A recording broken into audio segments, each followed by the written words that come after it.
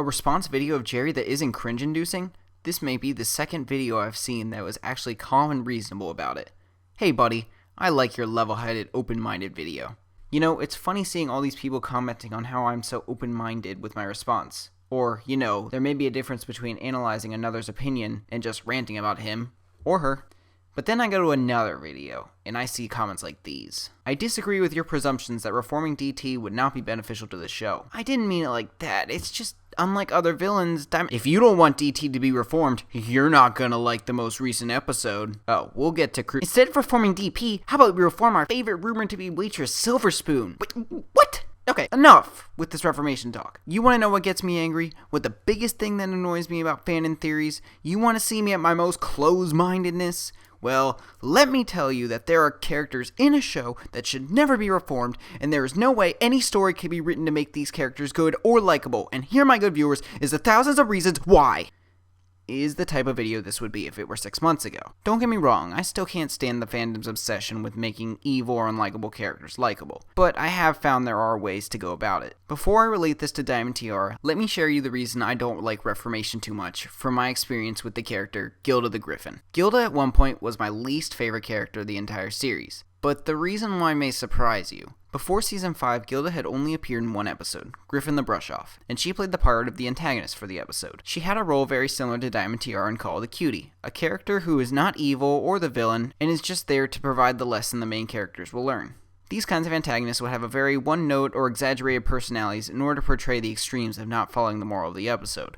Now, my dislike toward Gilda actually did not come from this episode, whether it was the roaring at Fluttershy, or threatening a Pinky, or that obnoxious dialogue. Because they showed in this episode that is how her character is, and if the show wants to keep a character like that, I have no problem with it. It will always be entertaining to watch her be pranked over and over again. So, since it was not the episode, the thing that caused my dislike really was... Okay, let me level with you first. Now, if you don't know, besides these random analysis videos, my channel also consists of CinemaSins parody videos on MLP fan animations, and people are constantly accusing me of doing these videos because I dislike the animation. Let me go on record that as of right now, there has only been one fan-made content that I have ever disliked, and it was not Lullaby for a Princess.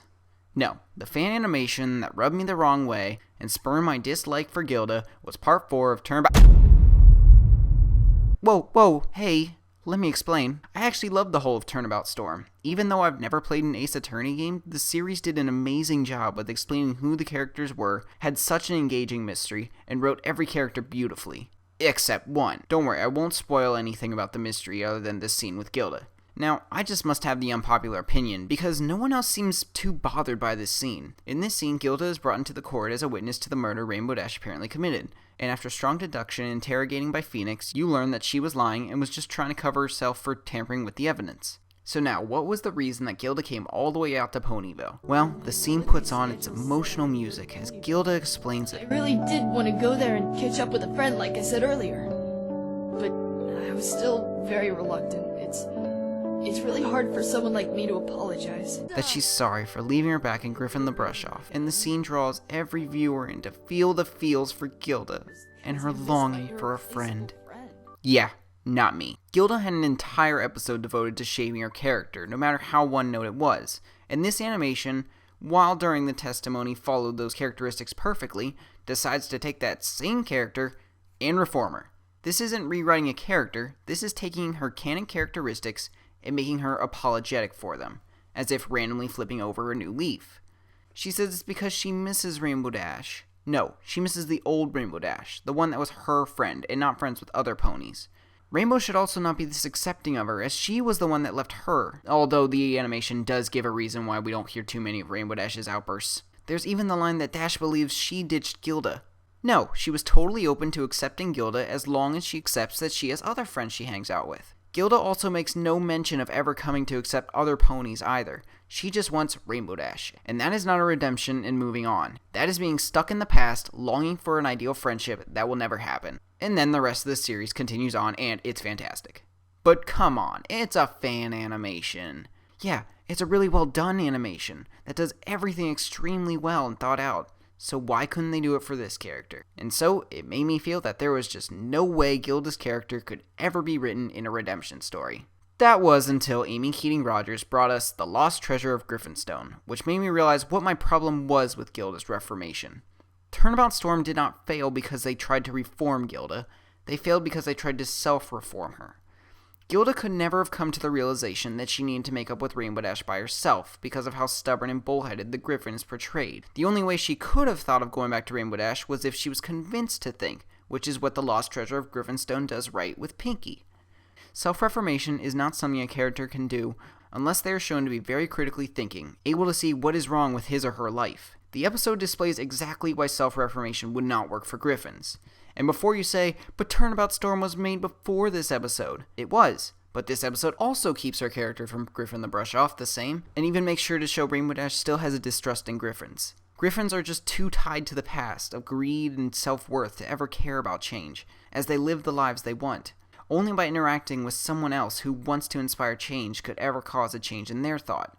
It is this component that Turnabout Storm was missing for me. Gilda never would have returned to see Rainbow Dash unless she thought there was some way to bring her friend back, the one that was just her friend, not friends with other ponies.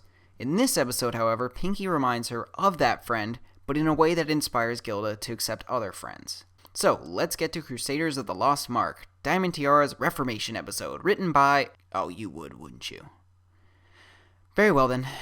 It actually starts off with a pretty strong conflict for her. She's trying to stay president of the school, thereby keeping her power and popularity over the foals. She's bested when the CMC help Pip to win, and the children's attention toward Diamond Tiara is gone.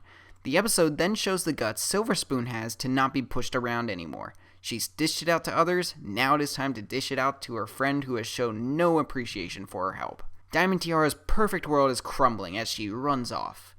Now this is where the episode went the Pacifica route, which I said would not work for DT. Apparently, her mother is the source of all the bullying behavior and has been pulling the strings, causing her to act in a way she never wanted to. Okay, hold on. Diamond Tiara has never shown that much desire to win. Of course she wants to succeed and be better than her opponents, but when she fails, she just gets right back up, ready to fight another day. There never was this cloud hanging over her head like Pacifica to hold up her family name. Then there is that song, and that one line. Would you believe that I've always wished I could be some pony else? No, you cannot tell me one time she regretted the life she was living before this.